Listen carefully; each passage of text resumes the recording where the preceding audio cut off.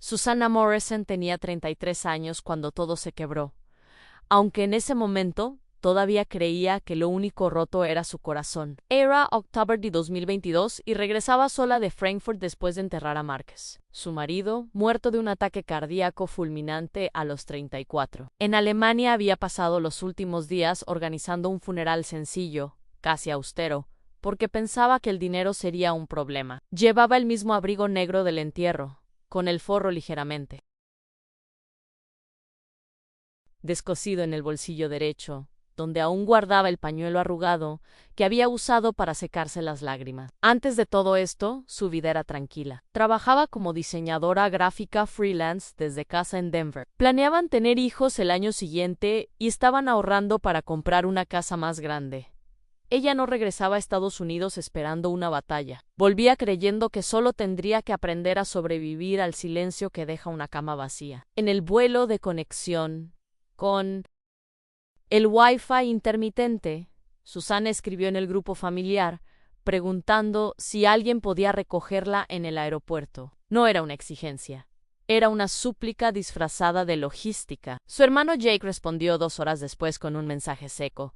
Toma un Uber, estoy ocupado. Sin un lo siento, sin una llamada, sin nada que se pareciera a consuelo. Cuando aterrizó en Denver y esperó su maleta en la cinta número 12, abrió Instagram casi por reflejo. Allí estaban su madre Sue, padre Jake, brindando en un restaurante elegante, celebrando el gran éxito de la ONG que él dirigía. Copas levantadas, sonrisas amplias, un pastel con velas. 2 días después de que Marcus fuera enterrado, fue en ese instante, con el ruido metálico de las maletas girando y el olor a café quemado del aeropuerto, que Susannah entendió que el abandono no había sido descuido. Había sido una decisión. 2 días antes de ese aterrizaje frío en Denver, en una oficina sobria del centro de Frankfurt con paredes blancas y una ventana que daba al río Main, Susannah había escuchado algo que todavía no lograba procesar. El abogado de Marcus,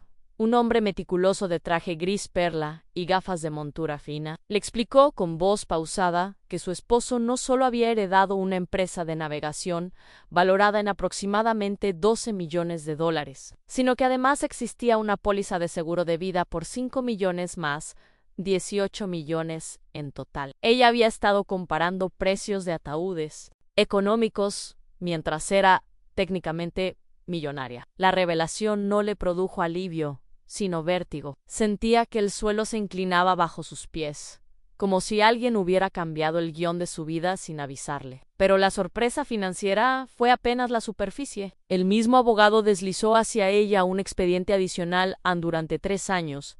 Marcus había estado pagando en secreto la hipoteca de la casa de los padres de Susannah, $78,000 en total, mientras Jake recibía elogios familiares por su supuesta generosidad. Era Marcus quien transfería el dinero puntualmente cada mes desde una cuenta empresarial secundaria.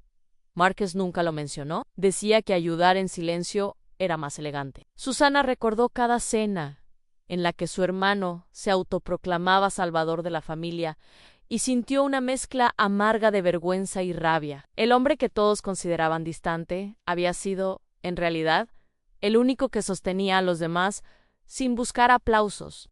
E.S.A. Fuller. Primera grieta real en la imagen que tenía de su propia familia. El verdadero terremoto emocional no llegó con los números, sino con un error. Mientras iba en el Uber desde el aeropuerto hacia el apartamento que había compartido con Marcus, su teléfono vibró con una notificación de un grupo nuevo. Pensó que era algún mensaje de condolencias tardías, pero cuando abrió la conversación, vio algo que le heló la sangre. Era un grupo familiar paralelo, creado por error sin excluirla a tiempo. Allie. Hablaban de vender la casa de la abuela, una propiedad que legalmente estaba registrada únicamente a nombre de Susan a menos, y dividir el dinero entre todos. Mencionaban su estado frágil como una ventaja estratégica. Uno escribió en ahora, es el momento. Antes de que reaccione a no, era improvisación, era cálculo frío. Mientras el Uber avanzaba por la autopista I-70, bajo un cielo gris, plomizo. Susana sintió que el duelo se transformaba en algo más oscuro. Ya no lloraba por marcas, estaba leyendo como... Planeaban aprovecharse de su vulnerabilidad. La casa de la abuela no era solo un inmueble. Tenía el olor a lavanda seca en los armarios, el piso de madera que crujía en el tercer escalón y un limonero que la abuela había plantado el año que Susana nació. Era el único lugar donde alguna vez se sintió protegida dentro de esa familia. Y ahora querían venderlo a escondidas, repartir el dinero y dejarla como una pieza débil en su propio tablero. Fue ahí cuando comprendió que lo que enfrentaba no era indiferencia, era traición deliberada. En ese momento, Susana hizo algo que nunca antes había hecho. Dejó de llorar y comenzó a tomar capturas de pantalla. Guardó cada mensaje, cada audio, cada comentario sarcástico, donde minimizaban su inteligencia. Más tarde diría que fue como si algo dentro de ella cambiara de posición, como si el dolor hubiera encendido una luz fría y estratégica. Si has llegado hasta aquí leyendo esta historia, quizá entiendas que esto ya no era solo una cuestión de dinero, era la sensación de descubrir que las personas que te criaron podían planear tu caída. Y si estás siguiendo cada detalle, cuéntame desde dónde estás leyendo esto. A veces ayuda a saber que no se está solo cuando se atraviesa algo así. Susana en ese instante dejó de ser la viuda frágil que ellos imaginaban. Al día siguiente, casi sin dormir, Susana pidió una cita con una abogada especializada en litigios financieros llamada Sarah Coleman. La oficina estaba en el piso 14 de un edificio de vidrio en el centro de Denver,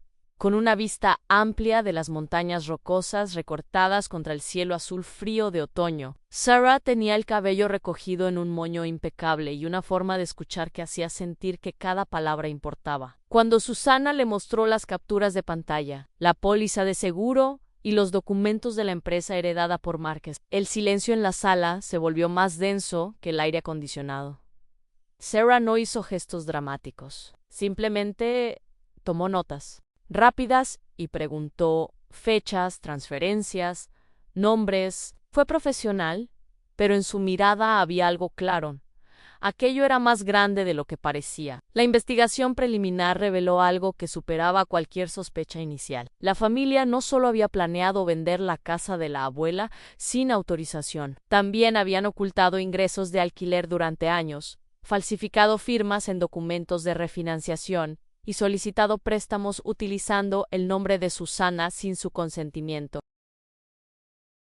Además, parte del fondo fiduciario que la abuela había creado había sido manipulado. La cifra aproximada del desvío en $600,000, cuando Sarah pronunció el número en voz alta, Susana sintió una mezcla extraña de náusea y claridad. No era un malentendido, no era una disputa familiar, era fraude. Y el apellido que compartían dejó de sentirse como un vínculo, comenzó a sentirse como una amenaza. Lo que terminó de cambiarlo todo no fue el dinero que habían tomado, sino el origen de ese dinero. Durante la revisión de cuentas vinculadas a su hermano Jake, Sarah detectó transferencias provenientes de la ONG que él dirigía, una organización llamada Homes for Heroes, supuestamente dedicada a construir viviendas para veteranos de guerra en situación vulnerable. En la página web había fotos de hombres con uniformes antiguos, sonrisas agradecidas y casas recién pintadas,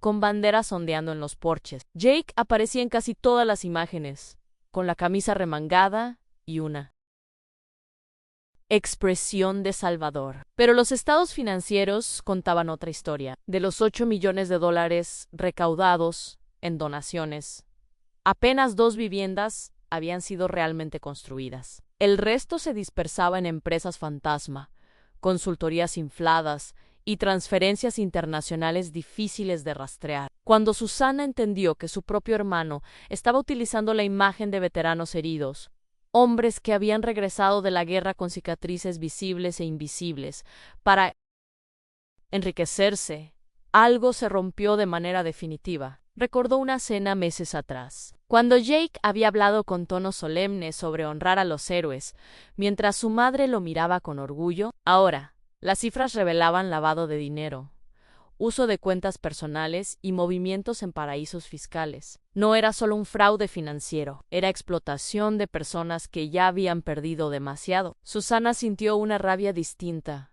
más fría y enfocada. Ya no se trataba solo de recuperar lo que le se trataba de impedir que siguieran usando el dolor ajeno como moneda de cambio. Hubo una noche en particular en la que Susana se sentó en el suelo del antiguo despacho de Marcus, rodeada de carpetas y extractos bancarios, y dudó si valía la pena seguir adelante. Enfrentar a su familia implicaba exponer públicamente todo aquello, arriesgar su privacidad y revivir el duelo bajo la mirada de desconocidos. Pero si esta historia te está tocando mientras la lees, compártela con alguien que necesite recordar que incluso en los momentos más oscuros, la verdad puede salir a la luz. Susana entendió que el silencio solo protegía a quienes hacían daño, y decidió que ya había guardado suficiente silencio por todos. Al profundizar en los movimientos financieros, apareció un detalle que hasta entonces había pasado desapercibido. Jake había viajado a Alemania apenas 3 semanas antes de la muerte de Marcus. No se lo había dicho a nadie en la familia,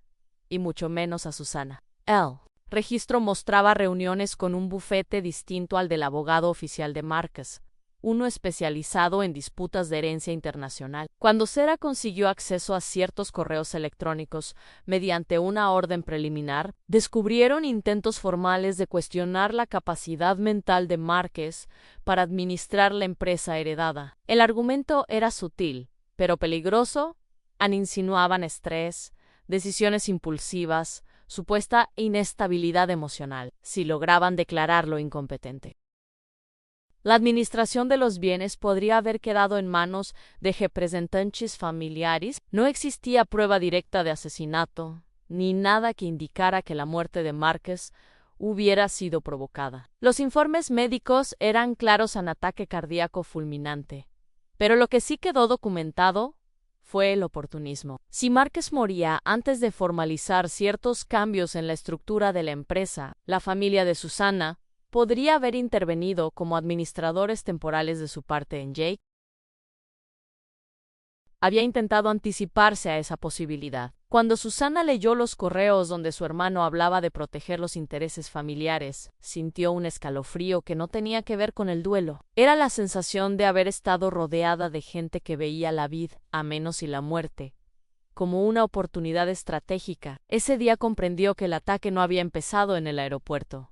Había empezado mucho antes. Con cada documento revisado, la dimensión del escándalo crecía. Sarah decidió que el caso superaba una simple demanda civil y presentó un informe detallado ante las autoridades federales. Las pruebas no eran rumores ni sospechas, eran transferencias bancarias, contratos simulados y registros de donaciones desviadas. Semanas después, una mañana fría de diciembre, agentes federales ingresaron a las oficinas de Homes for Heroes. Los vecinos del edificio recuerdan el sonido seco de las puertas metálicas cerrándose y el reflejo azul de las luces en los ventanales. Jake fue esposado.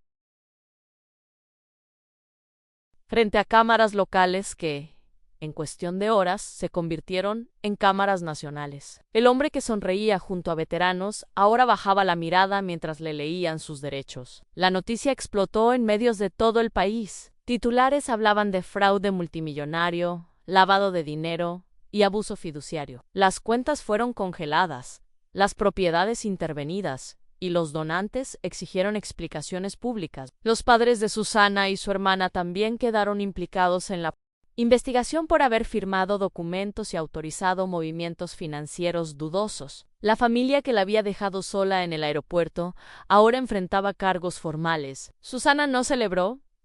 No hubo gritos ni lágrimas de triunfo, solo una sensación silenciosa de justicia que comenzaba a tomar forma. Lo que más le sorprendió fue no sentir culpa. Había pasado años intentando agradar, adaptarse y no incomodar. Ahora comprendía que denunciar no era traicionar, era poner un límite que debió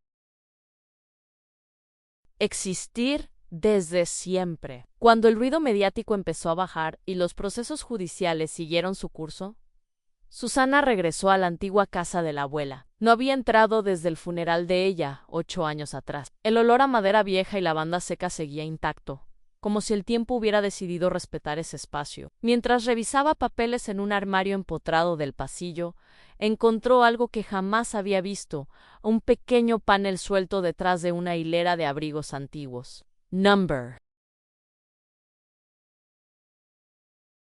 Era evidente, había que presionar en un punto específico del marco para que cediera. Dentro había una caja fuerte pequeña, de combinación manual. La abuela siempre había sido meticulosa, casi obsesiva con los detalles. Susana recordó una frase que ella repetía: nunca confíes en quien sonríe demasiado cuando habla de dinero. La caja fuerte contenía algo que cambiaría por completo la narrativa. No solo había documentos notariales, sino también discos duros y memorias USB etiquetadas con fechas que abarcaban casi 8 años, grabaciones de conversaciones familiares donde hablaban abiertamente de manipular herencia, de mantener a Susana controlada y de administrar propiedades sin su consentimiento. Incluso había pruebas de que el desvío de dinero del fondo fiduciario había comenzado antes de la muerte de la abuela. Pero lo más impactante fue descubrir un segundo fondo secreto, registrado bajo el nombre de soltera de la abuela,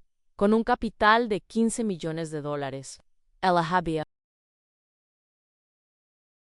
previsto la corrupción. Había dejado no solo advertencias, sino un plan de protección silencioso que ahora, finalmente, salía a la luz. Con los nuevos documentos en manos de Sarah, el caso dio un giro definitivo. Las grabaciones de la abuela no solo reforzaban las acusaciones existentes, sino que ampliaban el alcance del proceso judicial. El segundo fondo fiduciario fue activado legalmente tras demostrar que Susana era la única beneficiaria legítima. A los 18 millones provenientes de Márquez se sumaron 4 millones recuperados del fondo principal manipulado por la familia y, finalmente, los 15 millones del fondo secreto, más de $30 millones bajo su control. Pero el enemigo, por grande que fuera, no fue lo que la dejó sin palabras. Fue entender que la abuela había visto venir la corrupción y había confiado en que algún día Susana tendría la fortaleza para enfrentarse a ella. Durante semanas, Susana caminó por la casa de la abuela con una libreta en la mano, anotando ideas. Podría haberse mudado a cualquier ciudad del mundo, comprar propiedades lujosas o desaparecer del radar mediático. Pero cada vez que pensaba en los veteranos utilizados como imagen de campaña por su hermano, algo dentro de ella volvía al mismo punto. Decidió hacer una auditoría independiente para identificar a los 43 veteranos que habían sido engañados con promesas de vivienda. Uno de ellos, un hombre de voz temblorosa llamado Daniel, le dijo por teléfono que lo único que quería era un lugar estable, donde su hijo pudiera dormir sin miedo. Esa llamada fue el momento exacto en que el luto dejó de ser solo dolor y comenzó a transformarse en propósito. En los meses siguientes, Susana tomó una decisión que sorprendió incluso a su propio equipo legal. En lugar de simplemente recuperar lo perdido y cerrar el capítulo, creó una fundación nueva, con auditorías externas obligatorias, supervisión independiente y estados financieros públicos en tiempo real.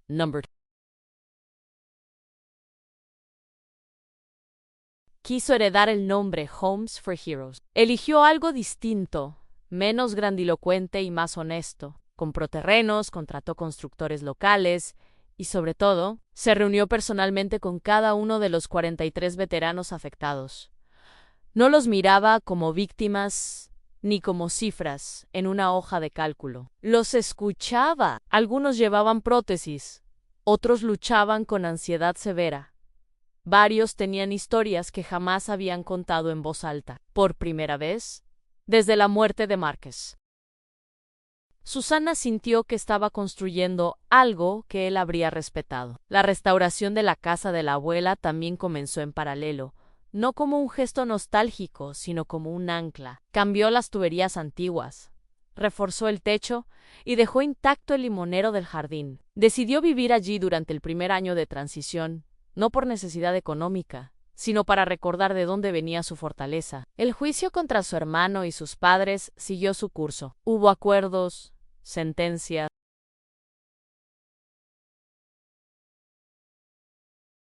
devoluciones obligatorias de activos y condenas por fraude y lavado de dinero. La cobertura mediática disminuyó con el tiempo, como suele pasar, pero lo que no disminuyó fue la claridad con la que Susana veía ahora su propia historia. El abandono del aeropuerto ya no era la herida principal, fue simplemente el momento en que empezó a despertar. El día que se entregó la primera casa construida por la nueva fundación, no hubo cámaras nacionales ni discursos ensayados, solo un grupo pequeño de personas en un terreno sencillo a las afueras de Denver, con una llave simbólica colgando de un listón azul. Daniel, el mismo veterano que había hablado con voz temblorosa por teléfono, caminó por el interior de la vivienda tocando las paredes como si necesitara comprobar que eran reales. Su hijo corría por el pasillo riendo, algo que, según él, no hacía desde hacía meses. Susana observaba en silencio, con las manos entrelazadas frente al cuerpo. No pensaba en los millones recuperados ni en él. Escándalo judicial. Pensaba en Márquez, en cómo él siempre decía que el dinero solo tenía sentido cuando servía para aliviar algo concreto. Con el tiempo, las 43 viviendas prometidas fueron entregadas. Cada inauguración fue discreta, casi íntima. Susana se aseguraba de que cada contrato estuviera blindado legalmente y de que ningún centavo pudiera desviarse. La fundación publicó informes trimestrales detallados, algo inusual incluso en organizaciones legítimas. Aprendió más de derecho corporativo en un año que en toda su vida anterior. A veces, por la noche, todavía sentía la ausencia de marcas como un hueco físico en el pecho. El duelo no desapareció, simplemente cambió de forma. Ya no era un peso paralizante, era una memoria que la impulsaba a actuar con una firmeza que antes no sabía que tenía. La relación con su familia biológica quedó cerrada de manera definitiva. No hubo reconciliaciones dramáticas ni conversaciones catárticas. Las sentencias judiciales establecieron límites claros y, por primera vez, esos límites fueron respetados porque estaban respaldados por la ley. Susana entendió algo que le habría costado aceptar años atrás. Compartir sangre no garantiza compartir valores. Durante mucho tiempo había confundido lealtad con tolerancia al abuso. Ahora sabía que protegerse no era egoísmo, era supervivencia. Y aunque hubo días en los que el silencio familiar dolía, también comprendió que ese silencio era más sano que cualquier afecto. Una tarde, sentada en el porche restaurado de la casa de la abuela, Susana encontró entre las viejas recetas manuscritas una nota breve que no había visto antes. Decía, a la verdad, siempre encuentra su momento. No estaba fechada ni firmada, pero reconoció la letra inclinada y firme. Pensó en las grabaciones escondidas durante años, en el fondo secreto, en la previsión silenciosa de una mujer que había observado todo sin intervenir, hasta estar segura de que su nieta sería capaz de peso de la verdad. Aquello no fue solo una herencia económica, fue una herencia de lucidez. La abuela no había intentado salvarla del dolor, la había preparado para enfrentarlo. Con el paso del tiempo, la historia dejó de ser un titular y se convirtió en una anécdota que algunos recordaban vagamente. Pero para Susana todo seguía teniendo una línea muy clara: el aeropuerto de Denver. La maleta girando sola en la cinta, el mensaje frío de su hermano. Ese fue el punto exacto donde